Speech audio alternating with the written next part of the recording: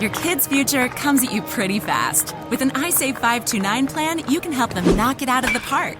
It's a tax-deferred way to save for education, so you can cover their bases no matter what field they pursue. Now's the time to step up to the plate. Register by July 31st for a chance to be one of 99 county winners to receive $529. Plus, one grand prize winner will receive $1,000. Visit isave529.com. Administered by the State Treasurer of Iowa. All right, places, please. The Daily Migs Show is on deck. Guitars plugged in. Drums ready to go. Chickens. Other animals. And action. This is the Daily Migs Show on The Rock with Taryn Daly and Steve Migs. While listening to the Daily Migs Show, please refrain from any unnecessary finger gesturing. 99.9 KISW. For whatever the reason, where was the most random place you ever ended up in your life? Call 206-803-ROCK and give us the story. Patrick, you're in Puyallup this morning. Where was the most random place you ended up?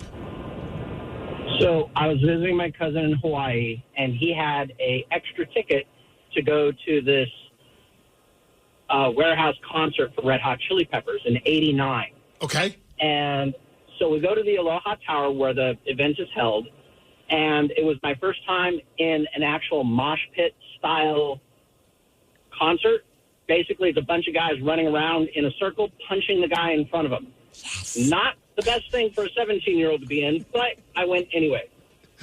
At the end of the concert, like 5 seconds left of the last song, somebody ran up on stage and was going to stage dive into the pit, and the song ended and the pit dispersed, and this guy came down and broke his arm.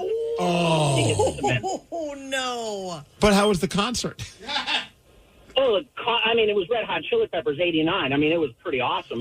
So was that for what it was? Was that like right around like the Mother's Milk era of Red Hot Chili Peppers, huh? Essentially, yes. Wow. That would have been amazing to go see those guys back in. I mean, that's back when they were a little more funky and a little more crazy. Oh, 100%. Could you imagine the mosh pit when they were all young and wild like that? Yeah, I've seen video footage of Anthony Kiedis, and like he was, I mean, he still has an insane amount of energy for what? Like he's like 93, I think, at this point. 62, probably. I don't know. I think he might be late 60s. No. I'm guessing 68, maybe even Holy 69. Cow, so nice. What do you? 63. Wow. It's just a spring chicken. Well, kind of. I was leaning towards older, but you know. But anyways, he's still full of energy in his 60s. I can't even imagine what he would have been like in his 20s. Oh my gosh, that's fantastic. Yeah. Someone texted in at 206-803-ROCK. They said they ended up at, my friend needed some support. I thought we were going to a bar to handle their problems. We ended up at an AA meeting in a church basement. Aw. Well, it's good to be the support there. I was like, good on you for sticking it through. Yeah. Like, but talk about one Turn of exchange to the events. other. Like Yeah. you're thinking, oh, I'm going to go drown our sorrows together, not realizing your friend maybe has drowned their sorrows one too many times. That's a good friend right there. Yep. Another person that ended up at a high-stakes underground poker game in a storage unit in San Francisco. I was in over my head. That sounds very stressful. Yeah, I would have probably just left. No chance. I'm terrible at poker. I mean, I had a phase, you know, when Texas Hold'em was like real popular, Yeah. probably 20 years ago, it was really coming up. But I would lose my butt in a situation like that. See, I would always get invited, and it was always cool. Like, I have friends that were big into poker, and they would want to invite me, and I never wanted to do it. Not only because I was bad at it, but even worse, I still do not know how, and I know everyone makes fun of me for this, I do not know how to shuffle cards. What do you do? Just put them all out on the table? Well, no, not that bad. I can like shuffle, but it's like a poor man shuffle. Like there's like clumps of cards, and then I gotta like kind of like readjust it. Oh, here we go. Here comes the judgment zone. Well, I was going to say judgment necessarily. I was going to be like, we can teach you, Steve. It's I've not that tried. hard. I'm really good at shuffling. I've watched YouTube tutorials on it. I've had friends try and show me. I don't know what's going on with my hands and those cards. I cannot shuffle for the life of me. You have not had a Taryn tutorial yet.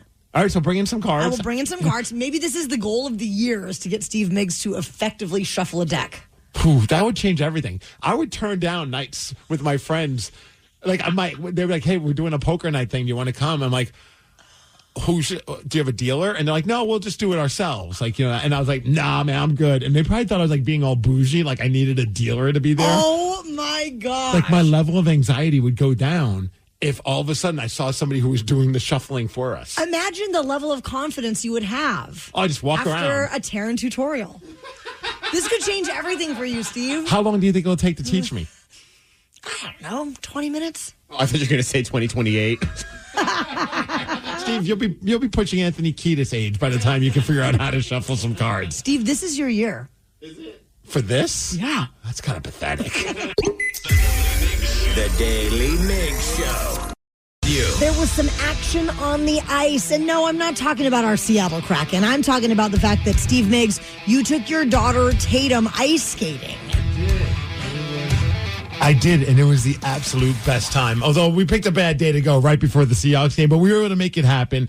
We went on the ice. We were done ice skating, and we made it back in time to watch the Seahawks playoff game. Perfect. But we ran over to Sprinker Ice, and dude, at one point, I don't know if Barrett's been on the ice. He has. Does he use I call him the walker. It's either that or he's holding my hand. That's it. He Right. can't do it on his own yet. So we've gone a couple times, and Tim's big on just the walker. Like she needs that walker or the dolphin or whatever they've got. But for some reason, one of our friends' kid who's a little bit older, you know, kids are, they kind of like want to follow what the older kids are doing. Of course. And so she saw that kid was skating without the walker. So all of a sudden, my kid just ditches the walker and is skating like as if she's been skating for like a year. Like she skated better than I think. Like I did when I first started trying. Hell, she was a little bit better than I am right now. It was insane. Like she's just gliding, like not even doing like that weird walking thing on the ice. Like she was full on just gliding. Get her a contract with the Seattle Torrent. So I got a little video of us talking about it, and I was trying to push her towards the world of hockey as opposed to figure skating. So are we skating without a walker? Yes. How do you like it? It's fun, but my friend, her little sister, I had it to give her mine. Give her your walker? Yeah. Yeah. And I was like telling the parents, I'm like, I need that walker back because they have my shoe as collateral. Oh, that's right. Because at first I handed, then I'm like, where's the walker to the family? And they're like, oh, I handed it to another person. I'm like, we got to stop passing that thing around. My shoe is being held by the counter. Also, question, are you getting this audio as she's skating? Yeah, we're skating together. And she didn't fall? Dude, she's just no problem. Wow. Is this your first time skating without a walker? Yeah. What's the best part? I think I just like hanging around the chest. Now, do you want to play hockey or figure skating? I think I like to do figure skating. No! Hockey. Hockey, that's right. She heard mom say yes, and then she's like, I want to troll mom. So then she switched over to hockey, which didn't make mom very happy. Of course not. But then she's got like the younger kids that are younger than her that are part of the whole crew. Now they're trying, and she's holding their hands, teaching them how to skate. I'm like, what is happening right now? Like, She's this is awesome. Definitely a better ice skater than I am. But one of the cooler moments, just randomly, as we're skating in circles around at Sprinker Ice, this guy comes up to me. He's like, hey, I listened to the show. I think his name was like Hockey Mike or something along those lines, right? And so we're just BSing, and he goes, hey, I picked up hockey when I turned 40. And dude's just flying around the rink, just having the best time. He's like, yeah, one of the greatest decisions I ever made. But like up until then, he never ice skated, never played hockey, and now he's known as Hockey Mike. Oh, I love that. And I was like, man, I love hearing those kind of stories when somebody decides at like later point in life, not that 40 is like a late point in your life. As you get closer to 40 or past 40, you start realizing 40 is not that old after all. But it is still late in life that you decide to pick up a brand new hobby. Yeah, that's actually a sport. You know what I Yeah. mean? Like, that's pretty wild. I've met so many people that have picked up hockey, like especially now with the Kraken. Oh, yeah. Their kids want to play, so while their kids are learning how to skate, they learn how to skate as well, and now they're playing like on a rec league team, like a lower level rec league team, and I'm like, that is freaking awesome. Okay, question for you, Steve Migs. How old were you when you did your first wrestling match?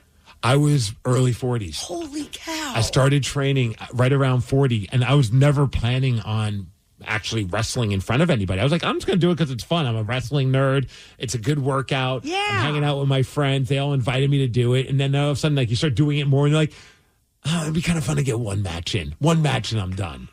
I've been wrestling for 8 years now. A few times a month. And every year you're like, this might be the last year. I stopped doing that. I finally was like, I'm not putting an end date on this. I'm just going to stop till when the wheels come off. And they're starting to come off. But You can't make me hang up my tights. Do you have anything? Much to the chagrin of my wife. God. Is there anything that you picked up later in life that you're so glad that you did? Well, I guess, I mean, they say it's easy like riding a bike I would say cycling, because I hadn't ridden a bike since I was like 9 or 10 years old when I started doing bike MS in my 30s. And now I've been doing it for about a decade, and it's really fun. So no, I wasn't like old. I didn't feel like I was like an old cyclist or anything like that. Right, but most people had ridden a bike since their childhood, but not me. It's tough on the butt. It's very tough on the butt. Danny, speaking of, someone who's tough on the butt. No. So something you picked up late in life? No. I'm not as old as you guys yet, so really I have some. He's still in his He's 30s. about to turn 40. I have some years before I need to can't wait pick till up a hobby. I can't wait till he turns 40 and he's old. What about you running, though? I mean, I've always kind of ran, but I will say that like in the past year or two, like I've like really kind of gone into the Orange Theory and started like training again. So my goal is to do a half marathon this year. Ooh. Okay. And so I mean, you're not getting any younger, brother. I know. Are you going to do it with him, Steve? I don't know. I'm too old for that crap. The Daily Migs Show. When you choose LG, you're not just getting a TV. You're getting more of everything you love. More entertainment, more innovation, more control. LG TVs are built to do more. With OLED and QNED displays that deliver breathtaking color and contrast. Smart AI-powered features that make streaming, gaming, and searching effortless. And ultra-slim designs that turn your screen into a statement piece. It's performance you can see, technology you can feel, and reliability you can trust. Get more out of every moment at home with LG. Hey there, it's Jill Schlesinger. I'm launching a new show. It's called Money Moves, and your money is going to move. We're going to help you make better financial decisions. We're going to call out the BS you're finding all over social media. We're going to give you actionable guidance to make your financial life clearer, less stressful. We're going to answer your financial questions and take the mystery out of your financial life. Follow and listen to Money Moves with Jill Schlesinger wherever you get your podcasts. What is something that you decided to take up later in life and you're so glad that you did? 206-803-ROCK. Dolan, you're in Covington this morning. What is something you picked up later in life and you're glad that you did? Voice acting. Oh, nice. Oh, I just heard your voice. I'm sold. What kind of voice acting do you do, Dolan? A lot of stuff for audiobooks, some video games, independent animation. I've been trying to get a more professional, more professional agent. I've always wanted to do it. I've been trying to chase it for a long time, and I fell into it in my late 30s, and I'm having a lot of fun with it. So was it just like years of people being like, man, you've got a voice for, like sometimes people are like face for radio, but you got a voice for radio, like you should be doing voice acting stuff. You just hear it so many times where you're like, finally like, screw it, I should try this. Exactly. I mean, first off, the voice radio is is also a face for radio. The voice is amazing. The face should not be in front of a camera. Microphone at best. I love your voice, Dolan. Thanks for calling. 206. I love it too. 803-ROCK. Chris in Tacoma, what is something that you decided to take up later in life and you are glad that you did? Took up drumming. Oh, nice. Oh, so how old? 35. I'm 36 now, but got it a year ago. So are you going to lessons or now, I mean, with the beauty of YouTube and like that website, the Drumeo YouTube series, like you can learn thanks to the internet, but like, how are you learning? Mostly just by putting AirPods in and then going along with the songs that I want to play. Just banging along. Are you in a band, Chris? No, not right now. I mean, turns out a lot of punk players don't really follow schedules very well. Really? You're telling me musicians aren't the most reliable people? What? No. That's some crazy talk. Tony in Bremerton, what is something that you took up later in your life and you are so glad that you did? Jiu-jitsu. Oh, yeah? What inspired you to start jiu-jitsu? Oh, well, I started in 2021 after COVID. I needed like an outlet. Like anybody else was like getting out into the world, and I just like needed something to do. And like I looked into martial arts, and like I wanted to do boxing so bad, but I was like, man, the head trauma in boxing is out of this world, and the knee trauma and back pain is that's easy to deal with. I don't want to lose my head, so I was like, let me shake up something else. And then I got into jiu-jitsu fully. And I compete like on the regular, almost at every other competition. And then, and right now, I'm a solid blue belt or a purple belt. Sorry, solid purple belt. Does it go all the way to black belt in jiu-jitsu? Is that the same? Yeah, so it takes like roughly around like 11 years. They say it's like the same amount of time as like getting a degree in college. But I've been going for 6 years now, and yeah, it goes from white, blue, purple, brown, and then black. So it takes a long time to get there. Very prestigious, kind of like belt. No, I was going to answer my question. I was like, how many years did it take you to get to the purple belt? But it sounds like 6 years, huh? Oh yeah, 6. I mean, and that's through that's through me like going there every single day. Like I've fought through injuries and I've fought through so many things. Like, you know what I mean, just to be there, and I compete like on the regular. So it's just like, you know, obviously your main professors and coaches, they see that and they respect that in a way. So it kind of gets you by. Than like a little bit more the hobbyist in a way. Hell yeah, man. That's awesome to hear. I mean, my 6-year-old is a current green belt in Taekwondo. I bet he could kick his ass. I mean, he is the world's most dangerous 6-year-old after all. Showtime. The Daily Migs Show.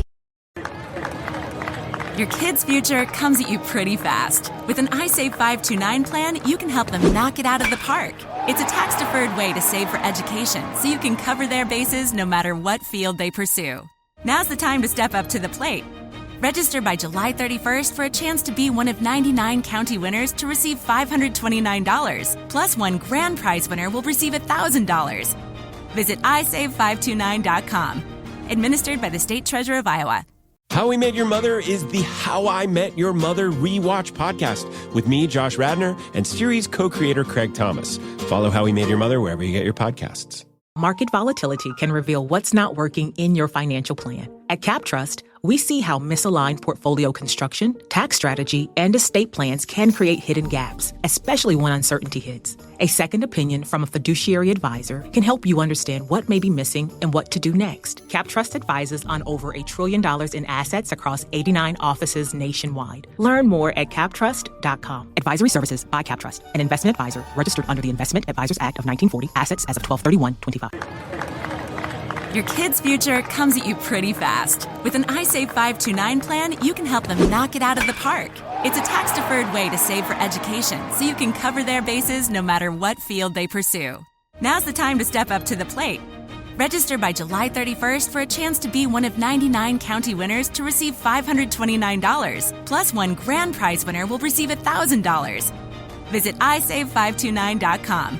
Administered by the State Treasurer of Iowa. The Daily Migs Show presents the most popular radio game on this side of the speaker.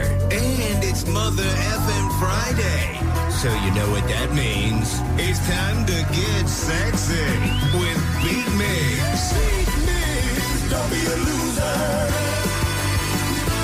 Oh, Beat Migs, you're a loser. Who is ready to beat Migs? Well, I know that I sure am, because we made it, and it's Friday. Friday, Mother Effing Friday. Everybody's ready for the weekend. It's Friday,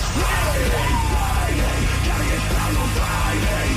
Everybody's looking forward to the weekend. Friday, getting down on Friday. Everybody's looking forward to the weekend. Partying. Yeah.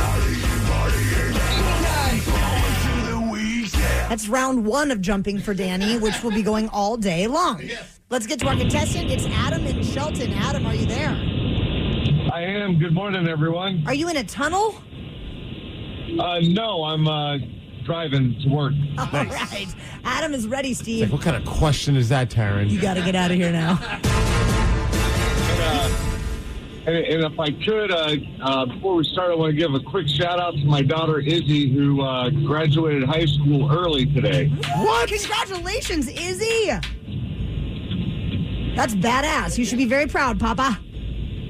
I am. Big plans tonight? You guys go to dinner, like Red Robin or something cool like that?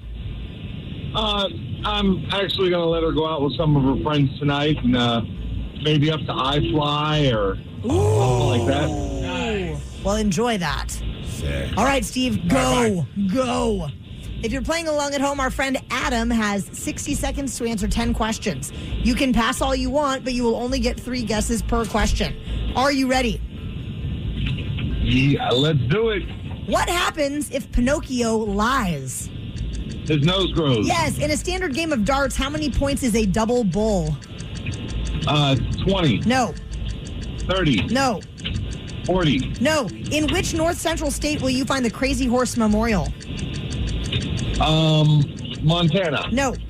North Dakota. Yes. South Dakota. What decade was A Clockwork Orange published? The 50s. No. 60s. Yes. Wish You Were Here and Animals are albums from what band?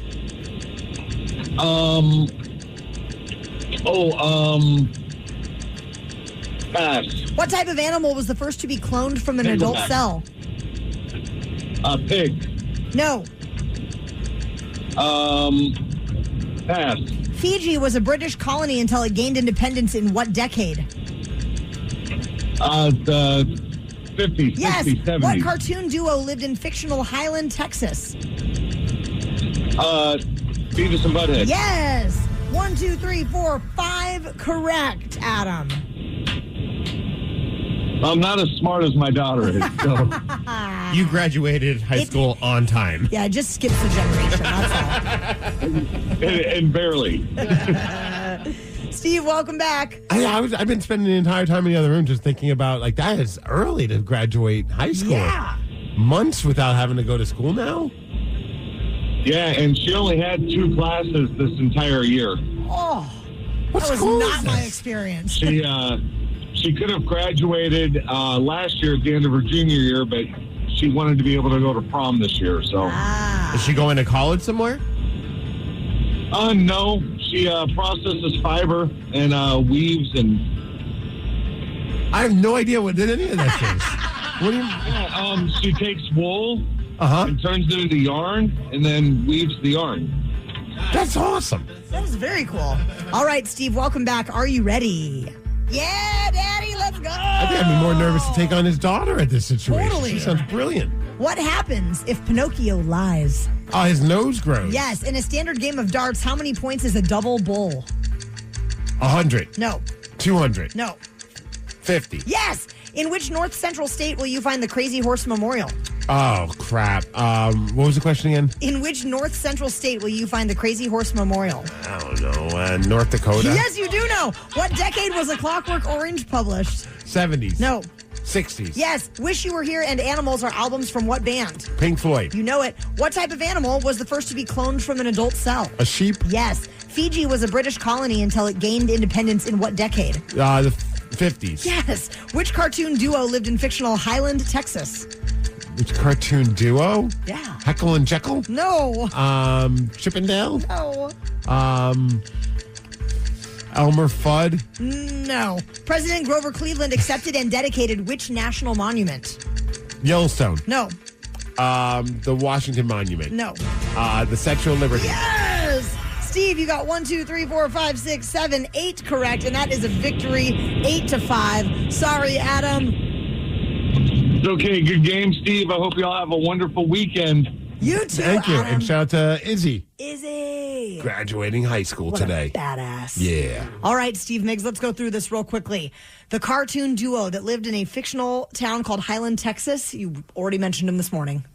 Beavis and Butthead. Yes. Oh, my God. Yes, what are the I odds? know. That is so weird. When you said that, I was like, you gotta be kidding. Yeah. Wasn't that smart to remember that I even mentioned them. Hey, you know what? A win is a win, Steve. Steve Migs, will you remind everyone what happened that one time that we got to throw out the first pitch at the Everett Aqua Sox game? The crowd went crazy. The crowd went mild. Yes, when you took the mound, but then they went crazy when I did. And out of honor and respect to everybody who loves a good ball thrown into the dirt, I did just that. You are a true hero, Yes. Steve. We hope that you can join us at the Everett Aqua Sox game at Funko Field on Sunday, July 26th. We are so excited to have another Daily Migs show outing at the ballpark. Hang out, eat some food with us, watch some good baseball. It's going to be a blast. Grab your tickets under the events page at KISW.com. And Bluey's going to hang out with us. He is. The Daily Migs Show. Some of the world's most popular TV shows are turning 50 this year. That's right. We're in early January. I feel like this is like the time of the year where we find out what we're celebrating. Like, how are we going to feel old right now, Tara and Daly? Well, for many of us, we watched a lot of these shows in syndication, Steve. Fair. So one of them is still going strong. Let's see if you can guess what it is just based on the theme song alone. Are you ready? Yeah. Danny? Family Feud. Family Feud. Yes. Survey says you are right. You know why we were watching it over the Christmas vacation? And me and Lily were going head to head. Nice. Yeah. So who's your host of choice? Oh, Steve Harvey. Steve Harvey is pretty great. He's so great. What was it? Richard Dawson. Mm-hmm. It's shocking that he didn't get more STDs from all the women that he kissed. Like, he was kissing every chick that was on that show. He was all life. horned up. Yeah. He must have been in radio. So, Migs. Yes. You want to put us to the test with some of these TV shows turning 50 this year. I found some of the ones that have iconic theme songs, and I thought it'd be fun to see if you could figure out which ones is which. Oh, boy. So the first one we're going to go with, and I have some hints if you need it, but I don't know if you guys ever rocked with this show. This was definitely before my time, but in syndication, I watched the living hell out of it. This might be one of my favorite theme songs. Come and knock on our door. Oh, Three's Company. Yep. Three's Company. Wait for you. Where the kisses are hers and his. Three's Company too. Funny enough, I never watched I've watched clips. I've never watched like a full episode, but the reason I know it was because they reference it in Full House. Oh, yes, that's right. Yeah. And what was it? Like, there was always the debate with a lot of shows. There was always like the brunette and the blonde. Which one are you into? Was it like Joyce DeWitt or Suzanne Summers? It was the blonde. The Thigh Master. Oh, of course, Suzanne. She was also the mom on Step by Step. Yeah, Chrissy. Also, I just love the premise of the show. It was a straight guy that needed, like, he couldn't live with two women. Like, it was the 70s, so he had to pretend to be gay. Of course, so he could live there. And whenever like the landlord would come by, he had to like pretend to be gay. Oh my God! I knew the landlord was like Don Knotts, wasn't it? Yeah, the Ropers. Yeah. All right, let's see if you can figure out which one this is. 1, 2, 3, 4, 5, 6, 7, 8, Schlemiel, Schlemazel, Hostas F Incorporated. We're gonna do it. Give us any chance. Danny has no idea. This. And this was a spinoff. A spinoff from, I believe, Happy Days. Oh my gosh! Joni and Chauncey? No. It is two people. They're in Milwaukee. They're working at a beer place.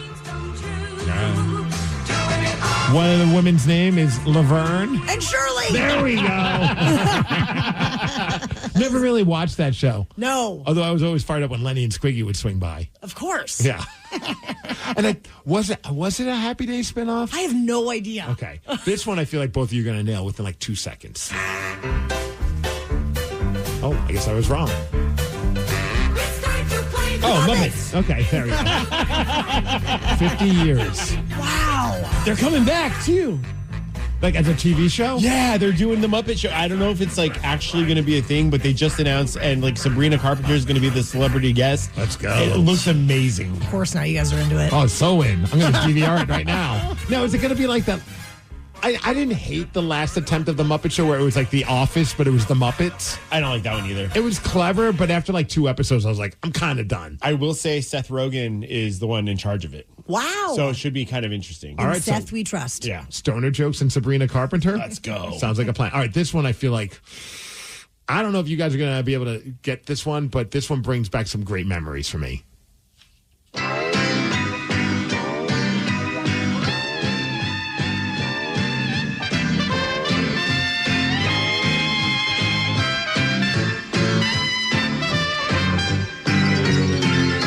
About 3 teenage boys as they navigate friendship, school, and family while getting into harmless trouble in 1970s Los Angeles.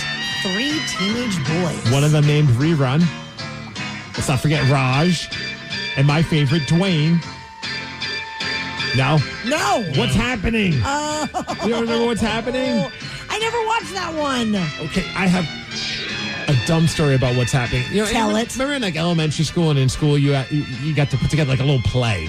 And I remember we had a project of making a play, so I thought it'd be awesome to recreate the intro of what's happening as my like performance at my elementary school. And in one of the scenes, Dwayne, my favorite, he's on a skateboard. He falls off the skateboard and he kind of gives like the whatever kind of thing. So I was like, I'll do that part as a performer. I'll never forget this. So I get on the skateboard in my classroom and I purposely try and fall, but I fall forwards instead of backwards and slam my face on the floor and bust my nose. So now there's blood everywhere. And my teacher's like, what the F are you doing? They had to call my mom. My mom was annoyed with me. I'll never forget that moment. I think that's way better than a perfect replica of the intro. You're 1,000% right. The Daily Migs Show. Daily Migs Show. Nicole Kidman and Keith Urban are officially headed for Splitsville. They are divorcing after 19 years of marriage, and this is Entertainment Tonight reporting on it. Nicole Kidman and Keith Urban's nearly 20-year marriage is officially over. No! I didn't even know. What is happening? So sad. The star is getting the sign-off from a judge on Tuesday, more than 3 months after she filed for divorce, citing irreconcilable differences.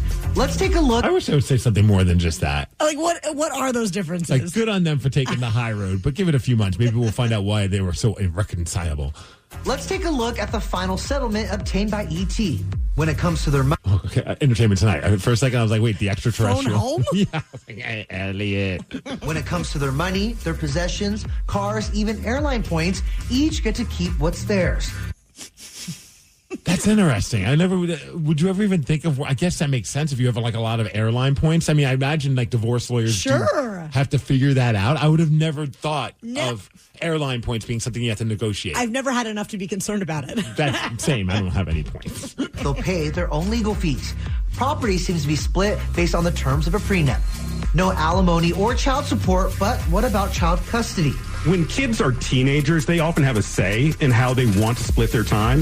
17-year-old Sunday Rose and 15-year-old Faith Margaret will spend 306 days a year with mom and every other weekend, or 59 days, with dad. Translated, we don't like that very much. Oh, no. I'm kidding. So I read all sorts of different things, though, about like that they had some deal about his sobriety. Did you ever see that? No, I know. I never keep up on any celebrity. I didn't even know they were married until today. She was basically, for every year that he stayed sober, there was like a dollar amount or something. I don't know. It's just, it's a wild situation with those two. Well, it's just interesting. Like, I mean, it could be because he tours also. Maybe that's why like the amount of days is that big of a difference. Yeah. But 19 years. It always fascinates me when somebody gets divorced after, I would even say after 10 years. Like, and obviously for like serious stuff, I get it. But like when like you hear like irreconcilable differences, I'm like always wondering like, well, what are they? Like after 19 years, you couldn't figure out how to make them concilable. I don't know if that's even a term. I mean, I know. I've never been divorced. I've had relationships that went like many years that broke up, whatever. But I've never been divorced. Both of you have. Yes. Can I put you guys on the spot then? Like, okay, how long were you married? Like 4.5 years. And why did you get divorced? You know, was it irreconcilable? It was irreconcilable differences. No, we just grew apart. After 4 years. After 4.5 years. That's fast. We were college sweethearts. Didn't make it in the real world. Yeah, you know? Sometimes if you get married young, some people grow up quicker than others. And some people get married young and it works out great. It just did not in our case. Okay. Well, and then at that point, I also have the question, as you said you were married for 4 years, but how long were you together? Like maybe 7 years. Yeah. Danny, So what about you? 7 years total, Yes. including the marriage. Not 7 years and then you got married. No. Yeah, you wouldn't be that old. I'm very young. Yeah. Danny, what about you? How long were you married? And how long were you together, I guess, altogether? We were together for 11 years, and then we were married for 4 years. So high school sweethearts? High school sweethearts. Then got married we were married for 4 years. And really, like, I was checked out probably about 2 years into that. Oh, yeah. All right. I'll put you on the spot, and you don't have to answer if you don't want to. When you were at the altar and saying, I do, or wherever you got married, were you in the back of your head going, I'm not really sure if I do? For sure. Really? Oh, yeah. Were you being pressured to get married? Yes. I mean, in my opinion, yes. By her or by outside people? No, by her. Okay. I mean, it was very much, and granted, like, you know, I look back on it now and it was more of the question, or more of just being like, hey, like, we need to have a serious conversation if we're not going to get engaged. And that scared me at the time of like, oh, I'm going to lose my relationship if we do not get engaged and get married. So I I felt pressured. Whether she actually put that on me or not was me. And then after that, been there too. Self-imposed pressure is really a bitch. Yeah. I mean, honestly, like sometimes you're like when you talk to the person, you're just like, no, I didn't care. I'm like, why did I do this to me? Oh, yeah. And then during the marriage, at that point, I was just like, everything that I was doing in the relationship, I was like, I should not be in this relationship. And from cheating to just, not. I was about to joke and say banging other people, but you did the joke for me. Yeah, not checking in as much as and I was like, I'm just not in this relationship anymore. I'm not happy. So then did you guys have to have like a sit down? Was there like a straw that broke the camel's back, or like what was the point where you're just like, we are getting divorced? Oh, I mean, it was me being like, hey, I want out of this marriage. And she was like, well, let's go to couples counseling. We went to couples counseling for like 3-4 months. And they were like, to the point where the therapist was like, you guys should get divorced. And we were like, and I was like, yeah. And then she was like, no, that's I'm not. picturing Danny in the couples counseling on his Facebook changing his relationship status as they said that. It's complicated. It was already changed. What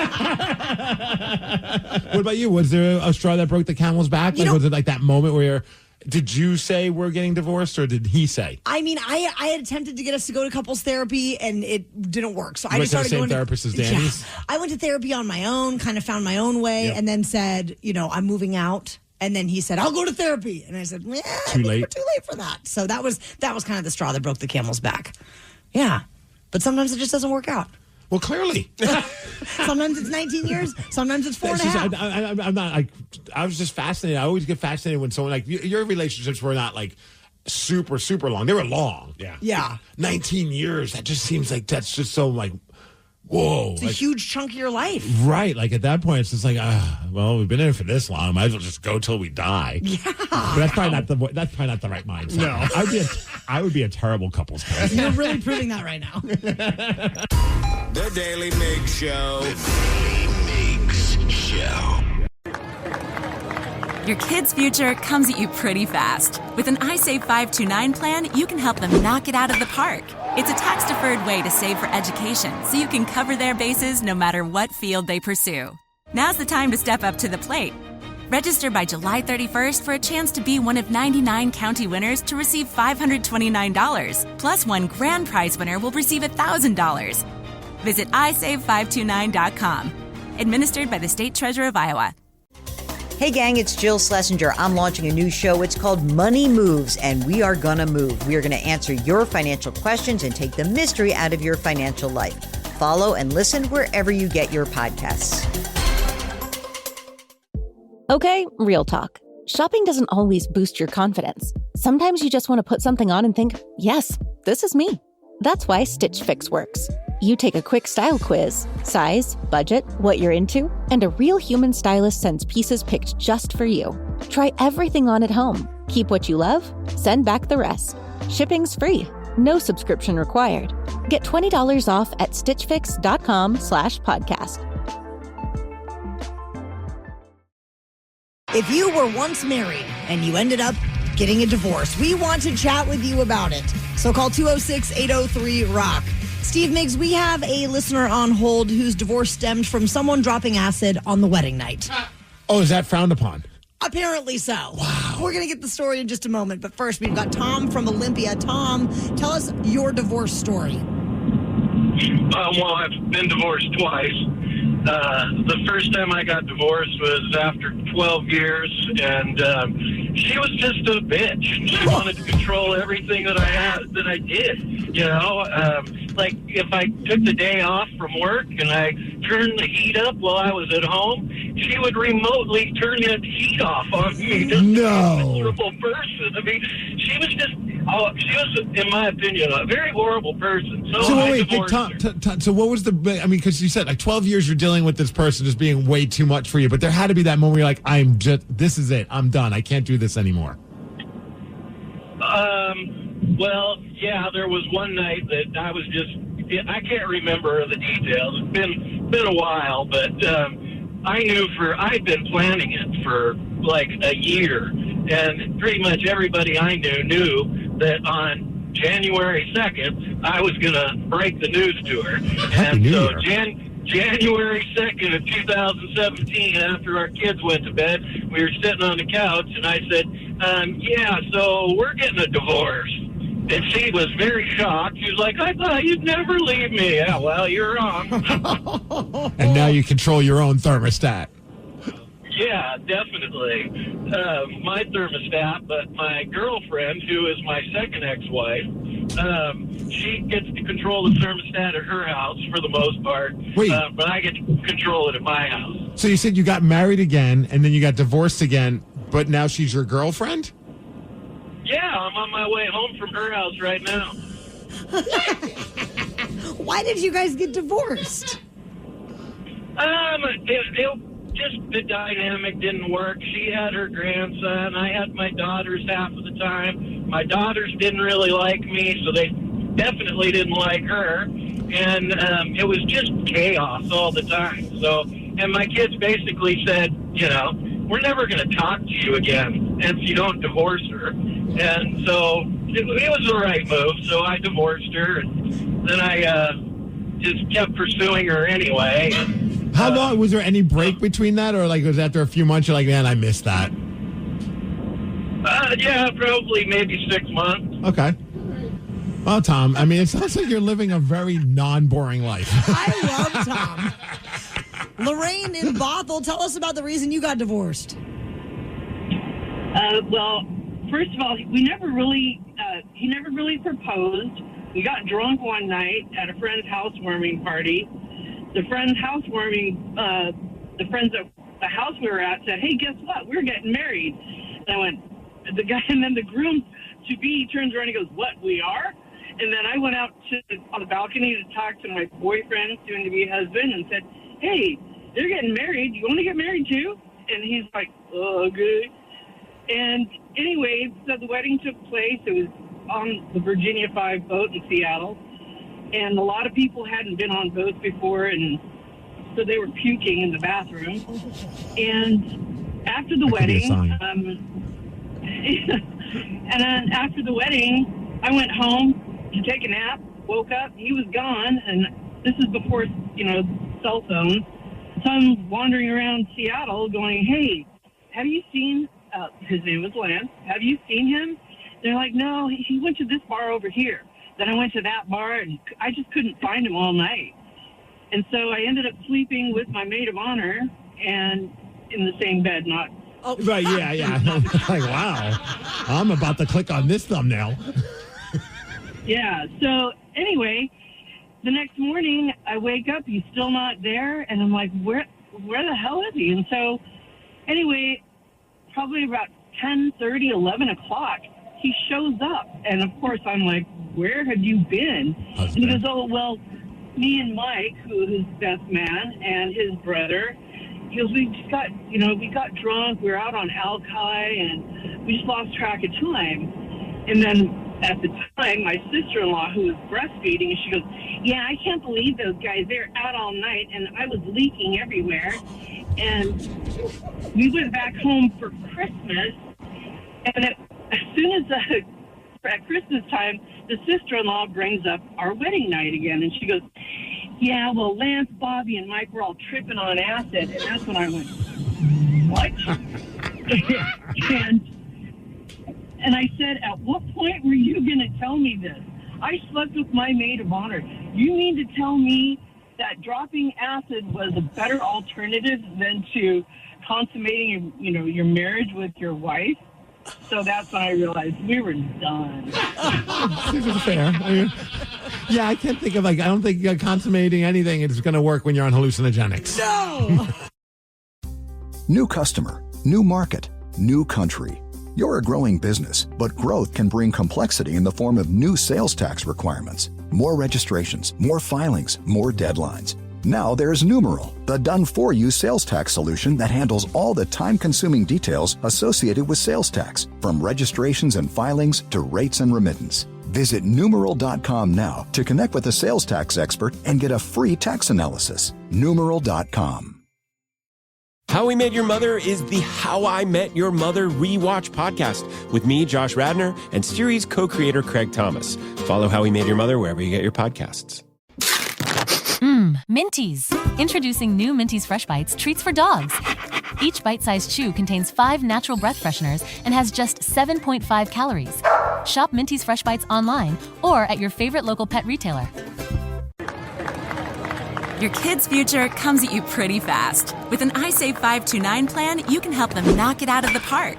It's a tax-deferred way to save for education, so you can cover their bases no matter what field they pursue. Now's the time to step up to the plate.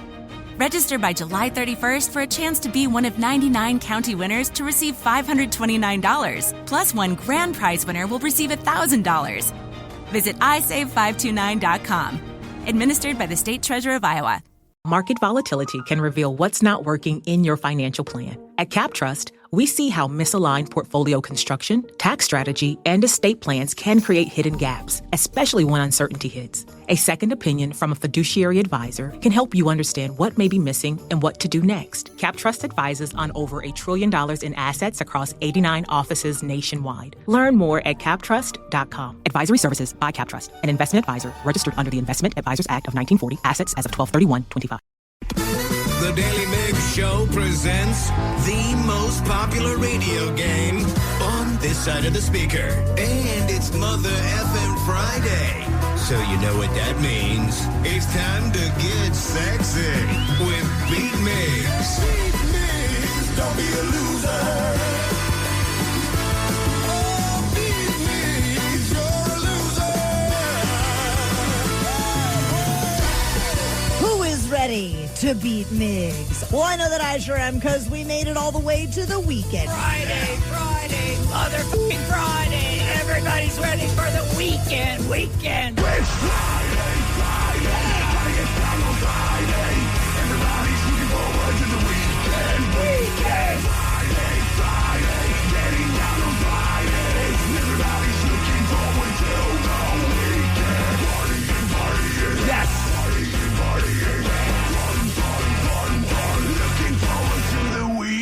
Let's get to our contestant. We have Laura in Tacoma. Laura, are you there?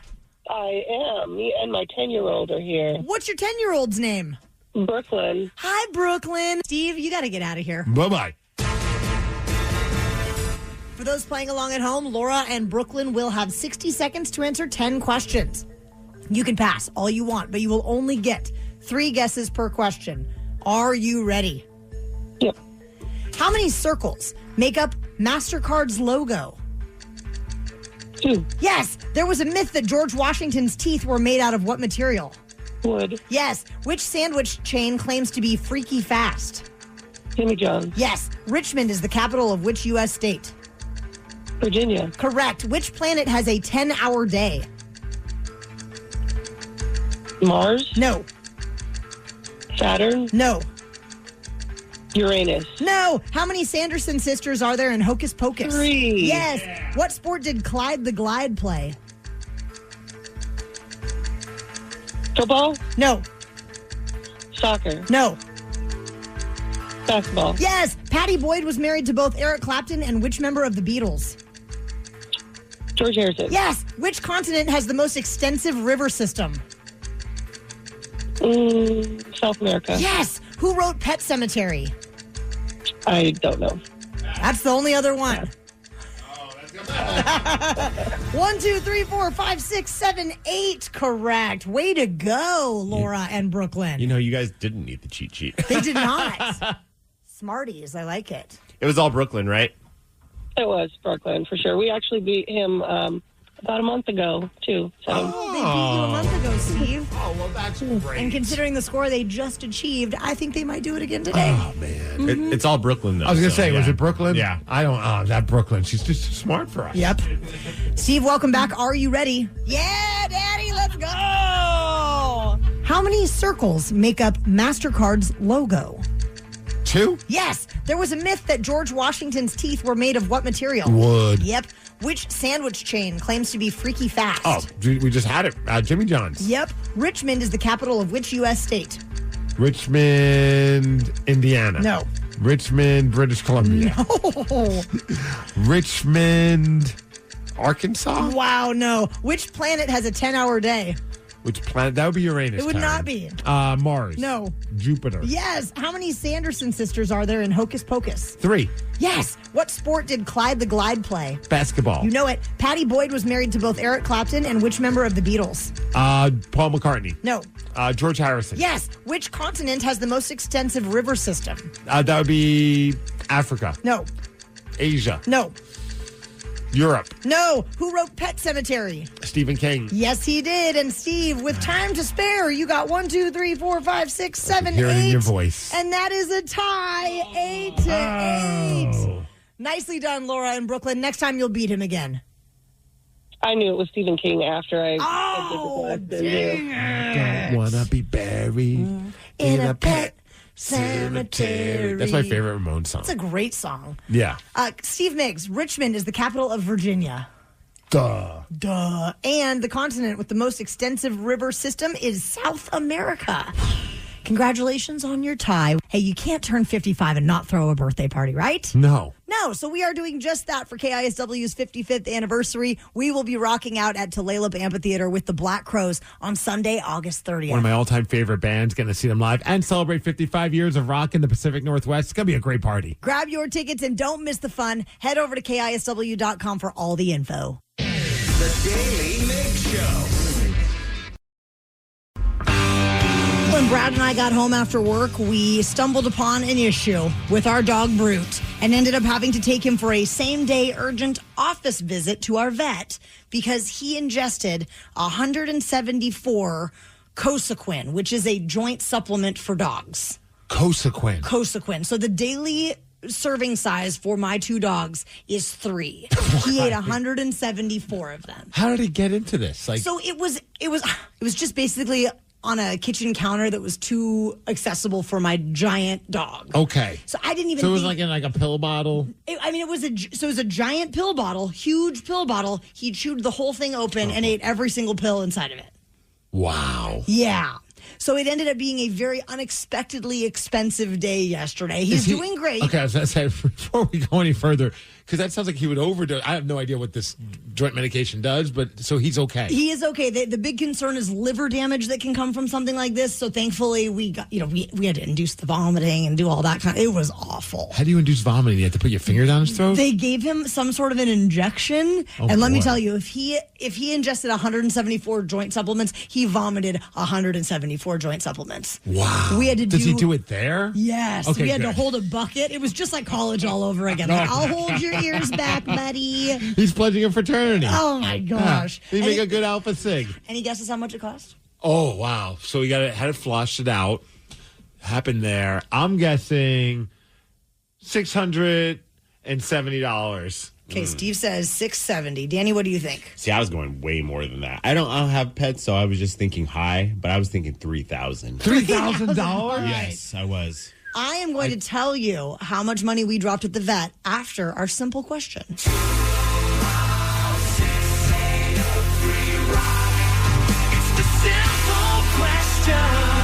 Let's start with Mark on I-5. Mark, as pet owners, we all have to deal with our pet eating something they shouldn't from time to time. So our simple question to you, what did your pet eat?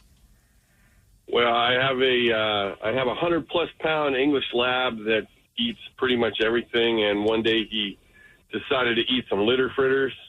You know, the forbidden truffles from the cat box. I've never heard it called that before. That's hilarious. Oh, man. And then he puked them up. So, yeah, it wasn't pretty. Dude, what is up with animals wanting to eat the forbidden truffles? I don't know. Our pup Lucy we're still dealing with this. We have tried everything and nothing has worked. We've gone to the vet. They've even given us stuff that we should use to have her not eat these truffles. And she continues to eat these truffles. They're the worst. And then she wants to lick us. We're like, no. Get out of here, Get out of here with that forbidden truffle tongue. Sierra and Dominic in Great View, what is the thing that your pet ate? We have a 70-pound German Shepherd who ate a chocolate chip cookie off of the counter. Naughty dog. And how did the dog, because we've had that happen and thankfully our dogs did not get sick. Did your dogs get sick from that? She didn't. No, I did a panic search on Google to see how much chocolate dogs could eat. And thankfully, for that size of dog, she would have had to eat like 2 Hershey bars in order for it to be a problem. When you went online, did you find like the chocolate dog calculator thing? Because I had to do the same thing, and there was like type in the weight, and then how many ounces do you think was it of chocolate, and it would tell you if your dog's safe or not. Well, like fortunately, it was like AI generated, so it's like. Oh, we lost you. You said AI. The robot's ready to take you out. 206-803-ROCK. Juan Santana in Seattle. Our simple question: what did your pet eat? Juan. Hello, Juan. All right, moving on. Must have ate the phones or their in cell Olympia. service. What did your pet eat? Clam ceviche. Ooh, I bet I loved that. Oh, highbrow cow.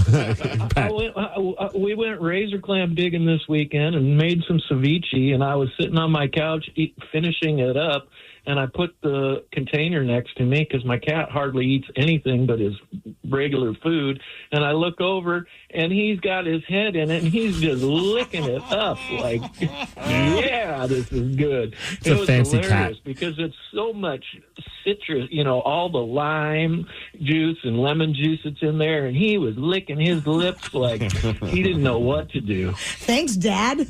Well, yeah, apparently if your dog or cat doesn't eat food, just squirt some lime juice on it. That'll work. Right?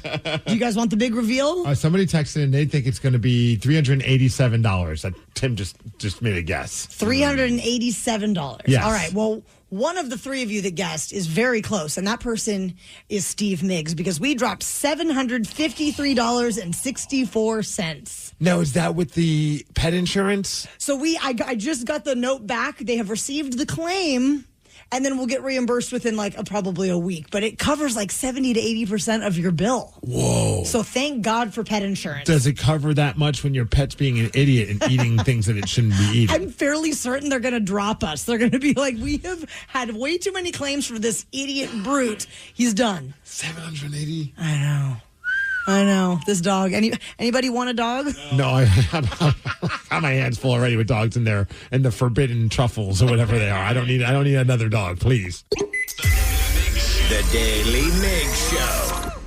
Market volatility can reveal what's not working in your financial plan. At CapTrust, we see how misaligned portfolio construction, tax strategy, and estate plans can create hidden gaps, especially when uncertainty hits. A second opinion from a fiduciary advisor can help you understand what may be missing and what to do next. CapTrust advises on over $1 trillion in assets across 89 offices nationwide. Learn more at captrust.com. Advisory services by CapTrust, an investment advisor registered under the Investment Advisors Act of 1940. Assets as of 12/31/25.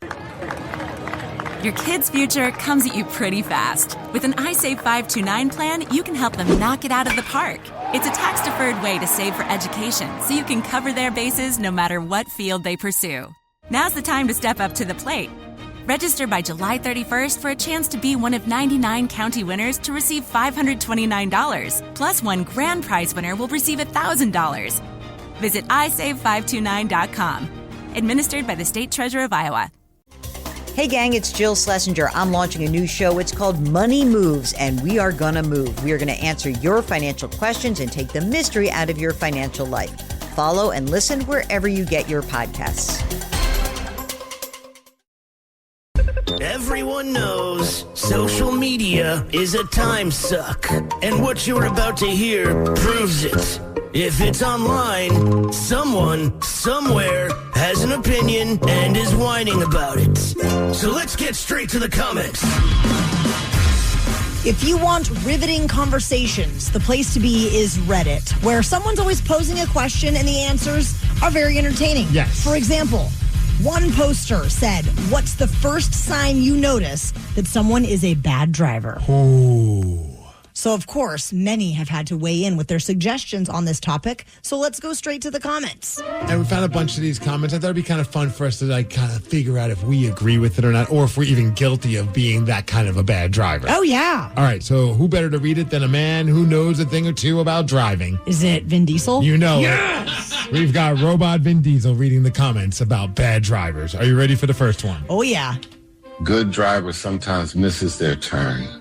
A bad driver never misses their turn. Oh, very profound. And that might be my ultimate pet peeve on the road. Oh, yeah? Is when somebody is driving, it's clear that they missed, especially when 405, the exit from I-5 is on the left. Oh, yes. And there are times, but there's also a carpool lane, and people who maybe have never driven over there they start to panic. They're not sure where they're supposed to be. And instead of maybe just you're gonna have to miss the exit and use your GPS to get back where you need to be, they just cut in front of several cars and nearly cause an accident. Terrifying. I hate that. People who don't check their mirrors before changing lanes, that's always scary. It's 2026. We have things that beep at us now. Well, this week, I'm not even joking, I was almost sideswiped driving to work 2 times this week in the mornings. And it was Danny. It was Danny V. He's sick of seeing you at work every day. Get her off the road.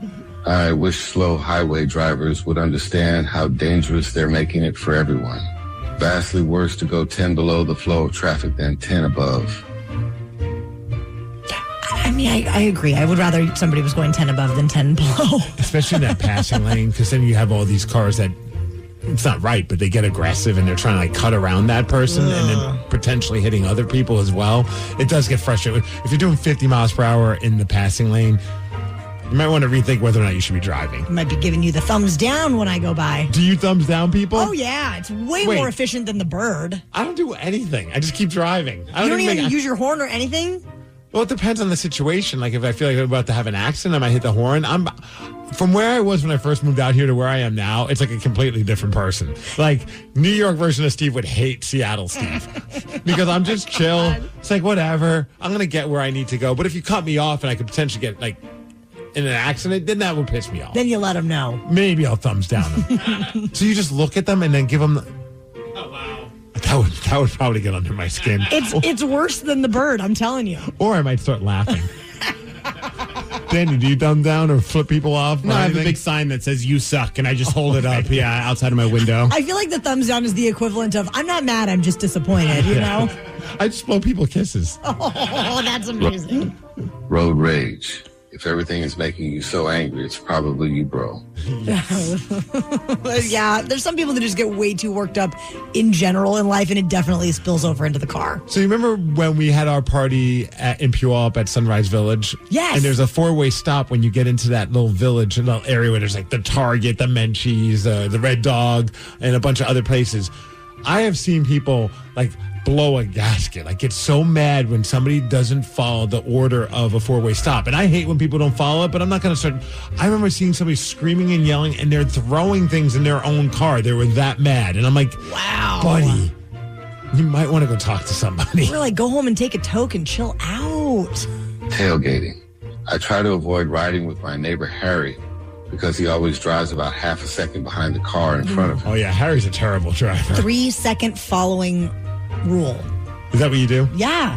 If it's 1, 2.5? 2, 1,000. 3, 1,000. If they go under 3, do you thumbs them down? Yeah, thumbs down for sure. They don't accelerate to highway speeds on ramp. Oh, yeah. People taking their sweet-ass time. That's very frustrating. Speeds in parking lots. Oh, yeah. That's just dangerous and stupid. Dude, in our development right now, there's a guy, I don't know who it is in which house, but he just flies down our street. And it's a small, you've been there, it's a small development, and there are kids. And the last time he did it, I wasn't close enough, but the thought crossed my mind. I was taking out the trash. I see him kind of zooming by. I just wanted to roll my trash right in front of his car. Oh, that would be great. Be like, dude, chill out. There are children here. What are you in a rush to get to? You're going to get there in maybe 4 seconds less time. It's a very small development. And if you're going to make up for some amount of lost time in a development like that is not the place to do it. Do it on the freeway. What's that in their mind? So many dents on vehicle. What was that? Oh, dents on the vehicle? Oh, yeah. I definitely feel like that is a common thread. The worst drivers seem to have some crunch on the side of the car or something. I've been on the freeway where you're around, near a car that is missing parts of their car. And I'm I'm going to keep my distance from this car. They clearly don't care. All right, one more? Yeah. When they treat their turn signal like it's an optional subscription service they didn't pay for. Bonus points if they're drifting between lanes while staring at a phone in their lap. Ooh, don't do that. Thumbs down. 2 thumbs down. The Daily Migs Show is having another outing at an Everett Aqua Sox game, and we hope that you can join us for the game that's happening on July 26th at Funko Field. We're going to be, I think we're in Section K. And let's not forget what's going on that day. What's going on that day? Not only are we going to be enjoying some great baseball, but there's a celebrity that's going to be there, and it's not just Taryn Daly. No, coming all the way from, I believe, Australia, right? Yes. Bluey. Yeah. Bluey is going to be at the game. Bluey and the Daily Migs Show. I might wear my Bluey shirt. You definitely need to. I have 2 of them. If you head to the events page at KISW.com, you can pick up some Aqua Sox tickets and join us for the game. The Daily Migs Show. Steve Migs, have you ever been the recipient of a cameo? No. Have you? I have gotten one for somebody else, but I've never received one. And yes, you did. We got you one for your 50th. Who was that one again? Oh, wait. We literally got it for you, and you don't remember. I don't. I don't remember Was either. it a wrestler? It was a wrestler, but I can't wrestler. remember who it was. Oh, crap. Oh, was it Mick Foley? Yes.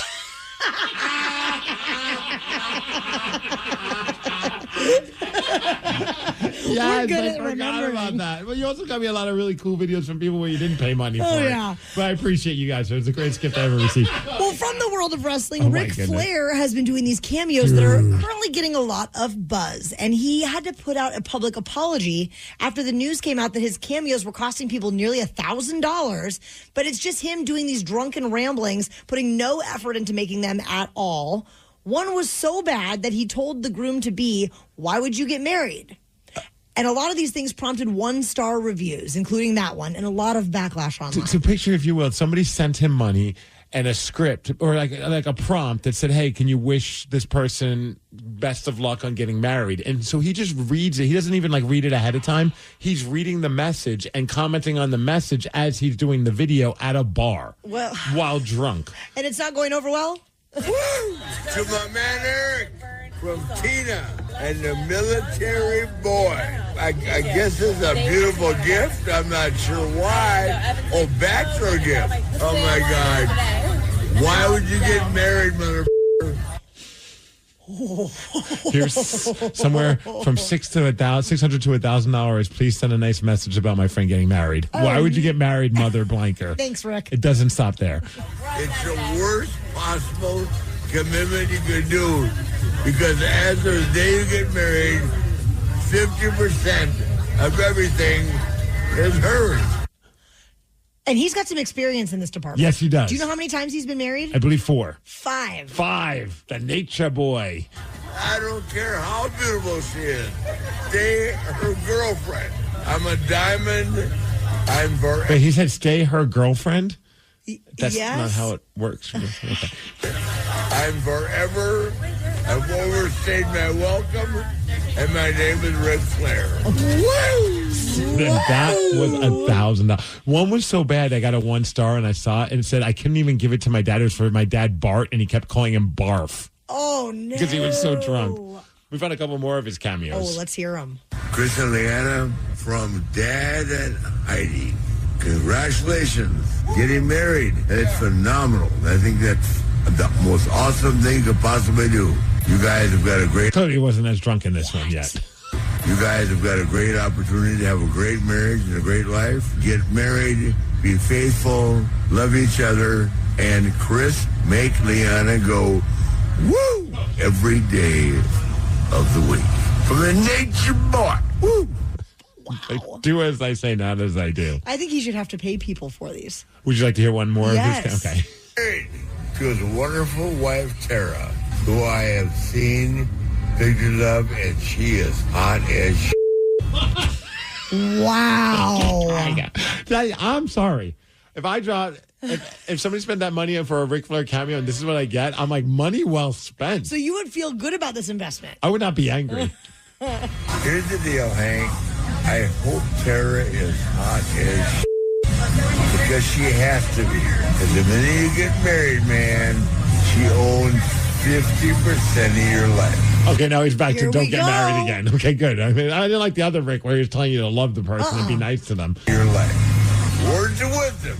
I've been married 4 times, been $2 million alimony. My advice to you, Henry, is to make sure that Tara goes, woo, every night of her life.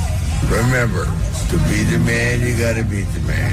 You just had a cameo done by the man. Woo! I don't even think he realizes that he's been married 5 times. I'm looking at their names right here. He's separated and announced his split in 2024 from Wendy Barlow. Yes, I think he's back with her now. Oh my gosh. He's living the good life.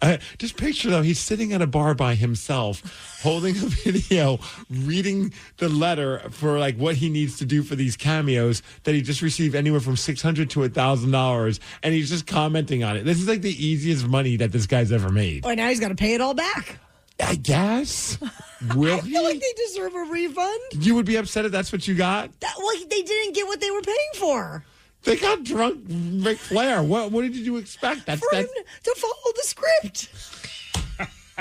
I mean, they got some solid marriage advice from a man who knows marriage. Yeah, well, he definitely knows what not to do. Yes.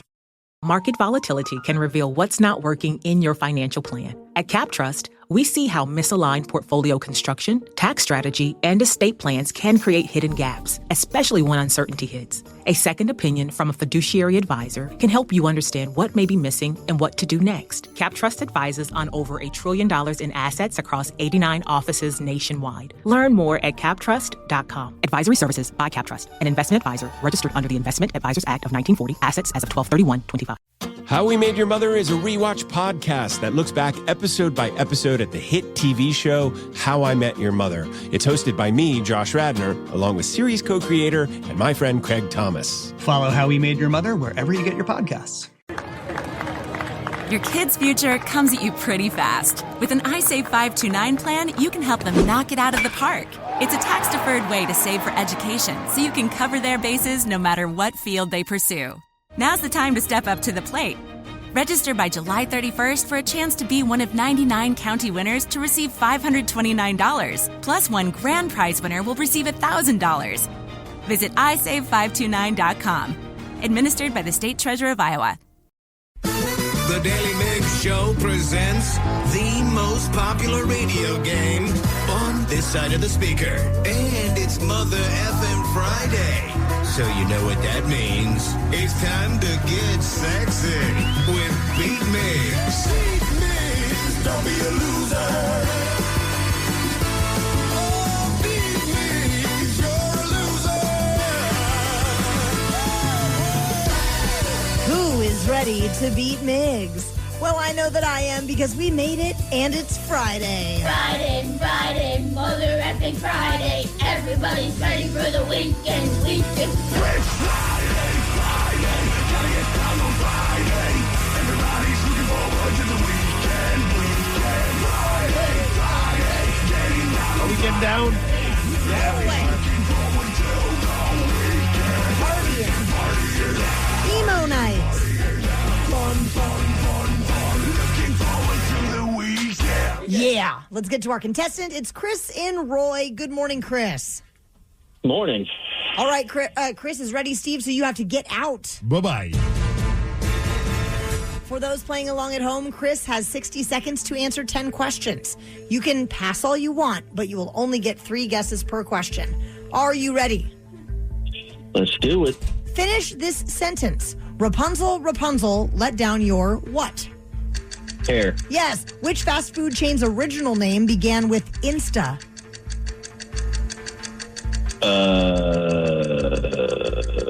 Jack in the Box? No. In-N-Out? No. Wendy's. No. Which band had the album Love at First Sting? Scorpions. Yes. Which of the Great Lakes ranks 3rd for surface area? Erie. No.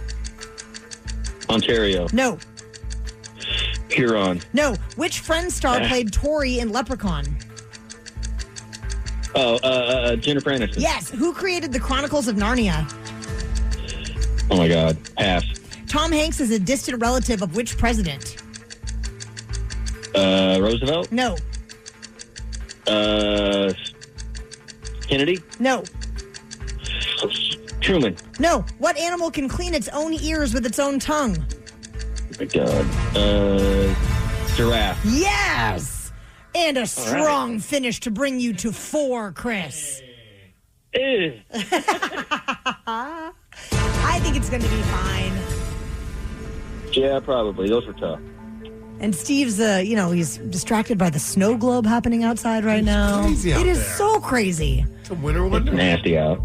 Yeah, everybody drive safe. Steve, welcome back. It's good to be back. Are you ready? Showtime. Finish this sentence. Rapunzel, Rapunzel, let down your what?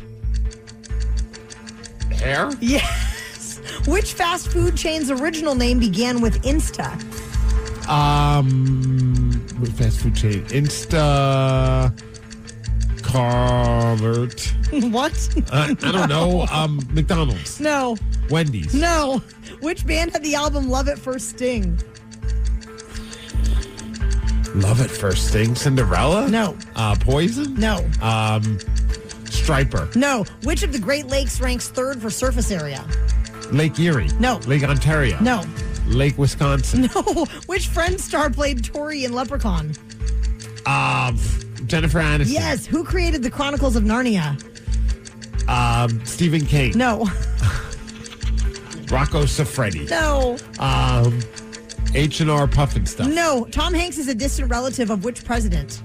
Reagan. No. Kennedy. No. Nixon. No. What animal can clean its own ears with its own tongue? A cat. No. Steve, you got 2 correct. Oh my God. And that is a my loss. God. I told you I thought it was going to be okay, Chris. Wow. 4-2. Congratulations. Yeah. What a humble winner over there. That was Whoa. terrible. The fast food chain whose original name began with Insta, it was once Insta Burger King. No, it wasn't. Yes, it was. That's a terrible name. I know. Smart enough for getting rid of that. Our friend did know that Love at First Sting was an album from the Scorpions that came out in 1984. I couldn't think of it. Ranking third for surface area out of the Great Lakes is Lake Michigan. The Chronicles of Narnia was C.S. Lewis. Tom Hanks is a distant relative of Abraham Lincoln, and he's actually playing Abraham Lincoln in an upcoming movie. How about that? I know. And the animal that can clean its own ears with its own tongue. The tongue is black. Anteater. No, it is a giraffe. Oh, okay. Congratulations on losing, Steve. Steve Migs. Yes. In the song Take Me Out to the Ball Game, there are 2 snacks mentioned. Yes. Peanuts and Cracker Jack. Which one would you choose if you could only pick one? Why are you asking me these tough questions so early in the morning? Peanuts. All right. I love a good peanut. What about you? What do you want in your mouth? Probably the Cracker Jack. Perfect. But guess what? When we can to share a box together. When we go to the Everett Aqua Sox game on Sunday, July 26th, we can have both. Yeah. Yeah. And Danny wants us to baby bird it to him. Ew. Well, if you want to see us do that some other we're not stuff, gonna do that. please go get your tickets at KISW.com under the events page to join us at Funko Field Sunday, July 26th with the Everett Aqua Sox. The Daily Migs Show. What autograph do you have that has a great story attached to it? Call 206-803-ROCK and tell us all about it. Steve Migs, we have someone on hold with a KISW calendar from back in 1991 that is autographed by some of our favorite bands. We weren't even born back then. No, we weren't. No. We're going to talk to Bill in just a moment, but first, let's catch up with Bruce in Snohomish. Bruce, what autograph do you have that has a great story attached to it? That would be Mike Trout. The baseball player. Legendary Mike Trout. Yes, sir. Yeah, my kid was he's still a huge baseball fan. He was 7 years old. He's got cerebral palsy, so at that age, I would carry him on top of my shoulders to the game. We were on the field for batting practice, and Trout came up to us. He was a rookie at the time. I didn't even know who he was. And he asked me, he says, "Hey, do you want me to take a picture with your boy?" And I said, "Sure." And so he took my kid and he held him while I took his picture. And then he ran off with him and ran into the dugout. And I went to run after him, and the King County Sheriff was standing there telling me I couldn't go any further. Wait, Mike Trout stole your child? Actively kidnapping your kid? Yeah. And so then he's like back there laughing, and he jumps into the clubhouse and disappears with my kid. You know, like 30 seconds later, he cocomes out, and my kid's wearing an Angels jersey and an Angels hat and Angels wristbands. And then to make it even cooler, you know, he gives me my kid back, and everything was cool, you know. So you fast forward like 11, 12 years later, I'm on the field with my son again for batting practice, And I'm watching Trout and Pujols kind of go at it in the batting cage. And they come out of the cage, and Trout walks right up to my kid, and he says, hey, I want to give you my baseball bat, you know? And so he gives him his bat, and I told him, I said, hey, this isn't the first time you met my son. And I kind of relived the story with him, and he says, you know, I don't remember that, but it sounds like something I would have done.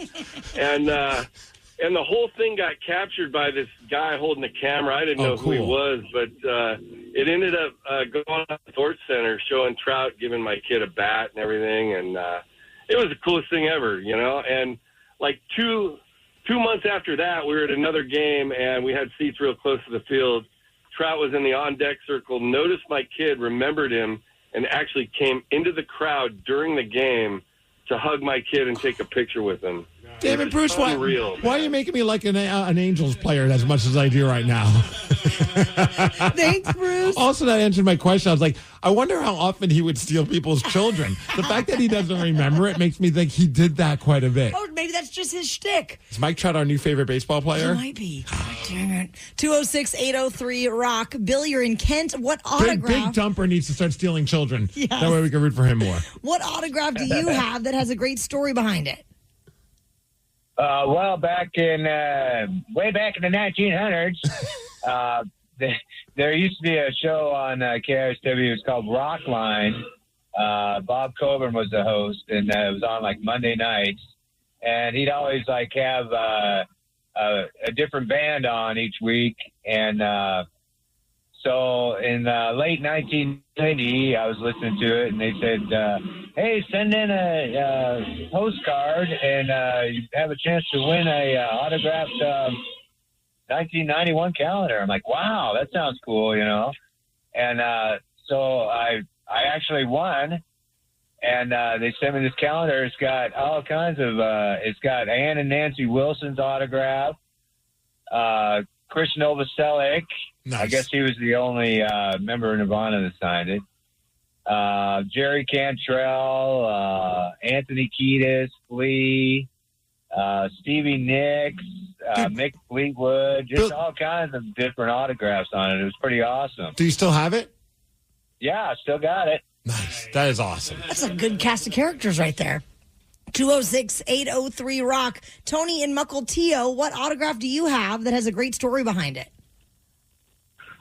Good morning, guys. Love the show, long-time listener. It's cool. So the story itself, not necessarily that crazy, but Mill Creek Sports does a lot of autograph signing. They bring in athletes, and you basically pay, you get a ticket, you stand in line, and they'll sign your stuff. Right. So Steve Largent was there 15 years ago now about this point, and he was my hero from all the way back when I was a kid. That's why I got into football, was watching the little white guy that could. So I convinced him to sign my Seahawks helmet with "Rock Out with Your Hawk Out." Yes. Amazing. Tony, do you display it somewhere prominently? Oh, yeah, absolutely. We have like a TV room downstairs that's got all our sports memorabilia. My wife's a huge baseball fan, and so we've got some cool stuff down there, and it's sitting on top of the shelf, prominently displayed in a nice case. But more importantly, Tony, did Steve Largent steal your child? He tried. Okay, great. That's good. The Daly Migs Show. It's time for Hook or Shook, the game with absolutely no integrity. We'll play 1 second of a hook from a song, then you have to guess what it is. We'll bend the rules, pull out all the stops, and do anything to help you win. But you might just get shook, as one of us will play too and possibly cost you the game. Let's get to our contestant, who is Cannon in Shoreline. Cannon, are you there? Hello. Yes, I am. All right, we're going to spin the wheel to see if you're going to be teamed up with myself or Steve Migs. Will it be Steve Migs? Will it be Fine-Ass Taryn?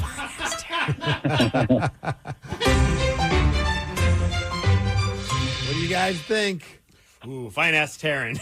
Let's find out right now. And Fine-Ass Taryn. It is. All right, Cannon, it's you and me, and this is your clip. And your Fine-Ass. Okay. All right. Ooh. It's System of a Down. Yep. Man, I can't think of the song. Toxicity? No, it's a small venue in Seattle, also a food. Man, what is that song? I love that song. First word, you might do this move in karate. Or if you're chop suey. Yeah. Chop suey. Yeah, thank you. Fine out. Yeah. You want to do. All right, Cannon. The first time you heard that song and your mind was just completely blown because it just sounds nothing like anything. I was like, they just reinvented music. That's what it felt like. Yeah. First they blew my mind, then they blew the speakers in my car. Yes. Yes. All right. I am ready, Danny, for my clip. That would be Down with the Sickness by Disturbed.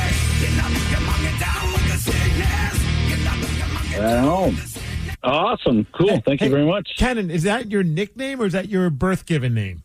That's my birth-given name. What's the my backstory? hippie father.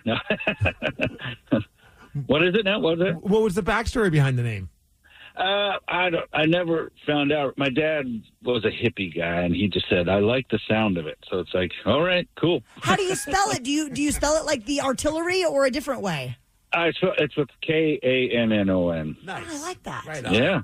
Steve Migs, there are some legendary logos that draw you to places in the Pacific Northwest. Maybe a burger establishment specifically where they sell a deluxe burger. And awesome French fries. And a special. Yes, right. And maybe a good shake as well. Maybe some tartar sauce. Go check out the new Daly Migs Show t-shirt in the Rock Shop. It is part of the Seattle collection at KISW.com. A man is going viral because of a promise that he made. He swore that he would eat nothing but Wendy's chili for an entire month if Scotty Scheffler won a golf tournament. I didn't even know Wendy's had chili. What? I don't think I knew that either. That's so famous. We used to get chili. How famous is it if two of the three people in this room don't even remember it? I mean, one of them has never tried like any fast food place ever, and the other one hasn't had meat in a long The other time. one thinks that pretzels don't have cheese on them, so We're kind of a mess. Scotty did, in fact, win a golf tournament. So this guy, he ended up keeping his word, and this is his video. I am a man of my word. No excuses. I was wrong. Congratulations, Scotty Scheffler. Which means until February 25, 7 p.m., the only thing I'm going to be eating for breakfast, lunch, and dinner is Wendy's chili. No cheese, no crackers, just chili. Delicious. Why did he make these like these stipulations? My eyes are watering, and I'm gagging a little bit just thinking about that. Just because of that much chili? That much chili? I feel bad for anybody who lives in a house with him.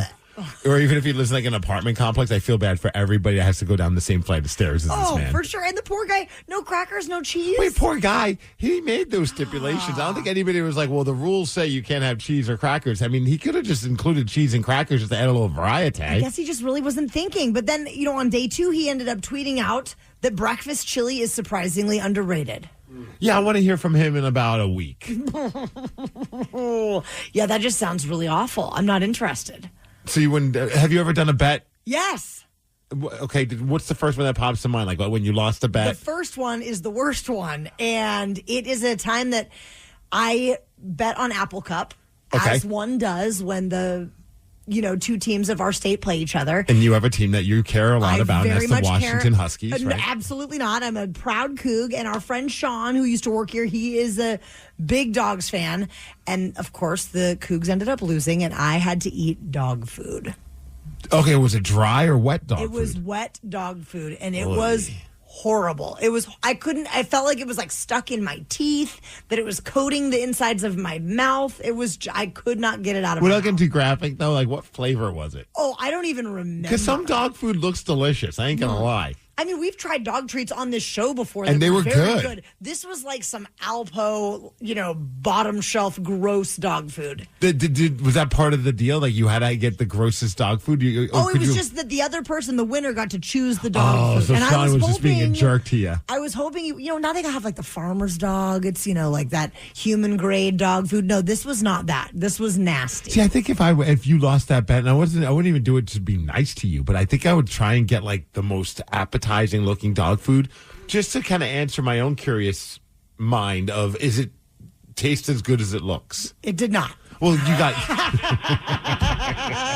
It did not look nor taste good at all. The Daily Migs Show.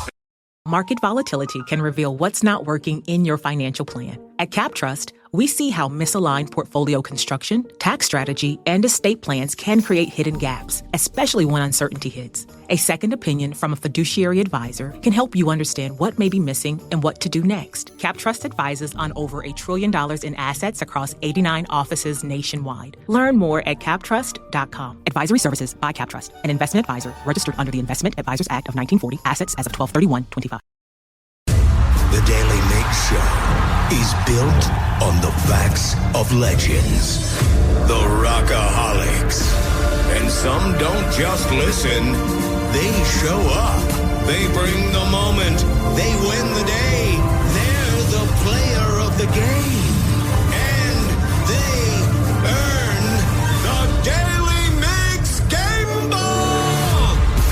We now have our own game ball, and we give it out every day. So, Steve Migs, who is getting today's Daily Migs Show game ball? Sometimes the Rockaholics say we learn something new every day with the Rockaholics. And we had a guy by the name of Colin from Linwood who called in talking about TV shows while behind bars. Colin in Linwood, what is a show or a movie or any event that you were watching because there were hot people in it? I was in jail, and the Spanish speakers would be watching these like Mexican game shows. And we'd hear it come on, because it'd be like, no, and you hear it, and it's cool, man. But I didn't understand a word, so usually I'd be like, oh man, dude, let's watch the game or whatever. It's not like we get to pick. So these people would watch this game show, and these girls would be in these dresses and bikinis, and it was like it was intentional with what they were doing, but it was cool. Oh, dude, I remember watching, Sábado Gigante, and it was just, I don't even know what was going on, but these girls were just wearing next to nothing, and they're just jumping up and down, and their boobs are bouncing. I was like, this is definitely Gigante. Those were amazing, and also the weather casts. The weather girls from all the Mexican channels. It was like, yes. Oh, we lost Colin. I was going to ask him, I was like, what is the criteria on what you get to, is it just the toughest dude picks what you're watching? Probably. Do they vote? It's a democracy. Because I remember, when I was in college, we had a TV in the common area, and we didn't have cable in our rooms, so it was just it was always awkward. But we weren't prisoners. We eventually figured it out. Nobody got hurt. When you watch those, you don't even need the subtitles.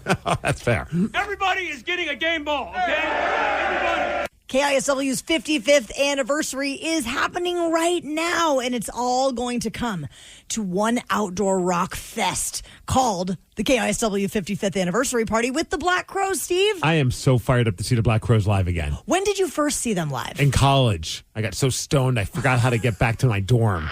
Well, we will not let that happen. I still haven't found my dorm. But we're going to be at Tulalip Amphitheater on Sunday, August 30th. Grab your tickets and join us for the fun at KISW.com. The Daily Migs Show. Was there a time where you or someone that you know had to do something absolutely ridiculous and it's all because you lost a bet? If so, call 206-803-ROCK and tell us all about it. We do have a bunch of text messages. We got a couple calls as well. But earlier, before we went to the break, you told us there was a time you lost a bet. The Apple Cup, and of course you're a Coug. Yes. And you picked the wrong team to win, which was the Cougs. And the bet was that you'd have to eat dog food. Yeah, if we lost, I had to eat dog food, and that's exactly what happened. So what would have happened if you won? Would you have to? He would have had to eat cat food for Cougs. I think cat food's probably worse, but let me tell you, dog food, not great. Catnip. Then he could have gotten high. Well, you found the video. I did. Of you eating the dog food. And so this is way back when? 2017. Apple Cup 2017. 2017. Okay, Danny, are you ready to hear how it went? Yes, of course I am. Oh my All God. right. How do you get the audio up there? There we go. Mix some of the gravy in there. No, I don't want the gravy. Yeah, really mix it up. Oh, yeah, this is like some low-budget dog food. I just hope it goes down. Well, the good thing is if you get the gravy in it, it might just slide down the throat better. It's like it was like chipped beef. Yeah, teriyaki beef. I almost swore. I'm trying not to swear. Okay, here we go. Good. There you are eating it. Your face speaks a million words. You're still chewing it. How you feeling, T? Make sure you open your mouth and show the Rockaholics that you swallowed it. I would never click on this thumbnail, by the way. No. Still chewing. Whew. So flavorful. Eyes are watering. It gets better with every bite. There's some chunks like stuck in my teeth. Oh, that's disgusting. It was awful. 206-803-ROCK. Did you ever have to do something ridiculous like me, all because you lost a bet? Some of these I feel like are a lot tamer than what you had to do. Somebody said, my friend lost a bet and had to post, I think Nickelback is underrated on Facebook. The comments were just brutal from all of our friends. Another person said that they lost a bet and they're a Seahawks fan. They had to wear a 49ers jersey to the gym. Clearly it wasn't a recent game. I've never felt worse in my life. Oh, that would be awful. Yeah, I've never been one of those, I've had buddies that want to do those bets about sports teams. And I'm like, all right, well, you're going to have to buy me whatever it is or provide it. And thankfully, I can't remember, it might have been a Kraken versus Canucks game, and my buddy had a bet where he's just like, okay, if the Canucks win, you got to wear a Canucks shirt. I'll provide the shirt. I'm like, all right. Thankfully, he never provided the shirt. Oh, and I wasn't going nice. to keep reminding him. I'm like, okay, you're the one who has to keep me up to the bet, right? Oh, for sure. That's on him. Someone said I lost a fantasy football bet. I had to stand outside of a grocery store with a sign that said, I'm terrible at fantasy football. People were honking at me. It was pretty funny. I like that. Oh, I like this bet. You guys wouldn't be able to do this to me, but they said I lost a bet at work, and I had which meant that my coworkers could pick my new haircut. I had a mullet for 3 months. Oh my gosh. 3 months. 3 months. No, you wouldn't do it, Danny. If we made you have a mullet, No. We could make Steve grow a skullet. It would take longer than 3 months for me to grow it. That's like a long game bet right there. Plus, I don't want his wife to come in and murder us. I feel like she would show up and be like, nope. She's like, dear guys, you guys can never do anything with my husband ever again. Oh, so you never had a mullet growing up then? Yes, I did. Oh, you did have a mullet. Oh, yeah. So you would do it again if you had the follicles for it. Part of me wants to get a hair implant so I can have a mullet. I would totally do a mullet again. Oh, man. My friend, she just had her, someone in our family, they just had their kid's first haircut, and she got him a mullet. And my wife's Did that kid lose a bet? No, but he looks awesome in the mullet. It's adorable. And my wife's like, well, why would you do that? And she's like, well, because selfishly I wanted to see my son with a mullet. I'm like, I respect that. Dude, my dad and my brother had matching mullets when we were growing up. It was awesome. Okay. I'm fired up that the mullets have been back these past few years. And I don't think it's a bad bet to lose if you have to cut a mullet. So Apple Cup, would you be willing to cut your hair into a mullet if the Cougars lose the game? Well, like one of those cool fashion mullets. Yeah. No, sure. no. We're going like straight up like, Billy Ray Cyrus mullet. Buzzed sides? Yes. Oh, hell no. Spiky top. Oh, my gosh. That was the mullet I had. I would be wearing a hat for months. No hats allowed. I'd rather eat the dog food. I'd rather eat the dog food. It's a Husky's hat. Ew. No. No? No, this is bad. Really bad. Let's keep that in mind for a future bet. The Daily Migs Show. Market volatility can reveal what's not working in your financial plan. At CapTrust, we see how misaligned portfolio construction, tax strategy, and estate plans can create hidden gaps, especially when uncertainty hits. A second opinion from a fiduciary advisor can help you understand what may be missing and what to do next. CapTrust advises on over $1 trillion in assets across 89 offices nationwide. Learn more at captrust.com. Advisory services by CapTrust, an investment advisor registered under the Investment Advisors Act of 1940. Assets as of 12/31/25. Okay, real talk. Shopping doesn't always boost your confidence. Sometimes you just want to put something on and think, yes, this is me. That's why Stitch Fix works. You take a quick style quiz, size, budget, what you're into, and a real human stylist sends pieces picked just for you. Try everything on at home. Keep what you love, send back the rest. Shipping's free. No subscription required. Get $20 off at stitchfix.com/podcast.